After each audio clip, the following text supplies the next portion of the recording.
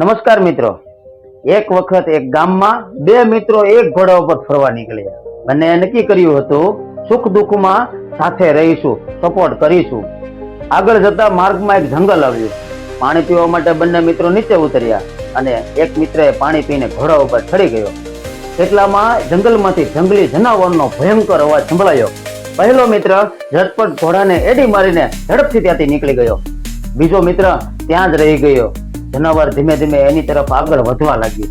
સદભાગ્યે એ સમયે કેટલાક ગામના લોકો ત્યાંથી પસાર થઈ રહ્યા હતા.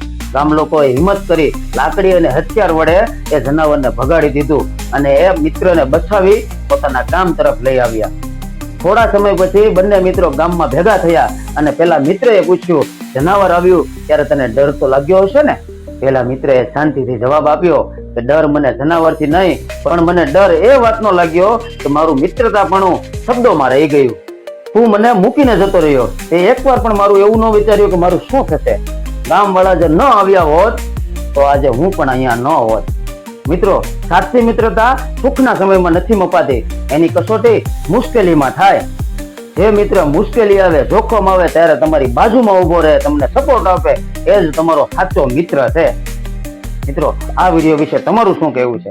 જો વિડીયો પસંદ આવ્યો હોય તો લાઈક કરો, શેર કરો અને સબસ્ક્રાઇબ કરો. ધન્યવાદ.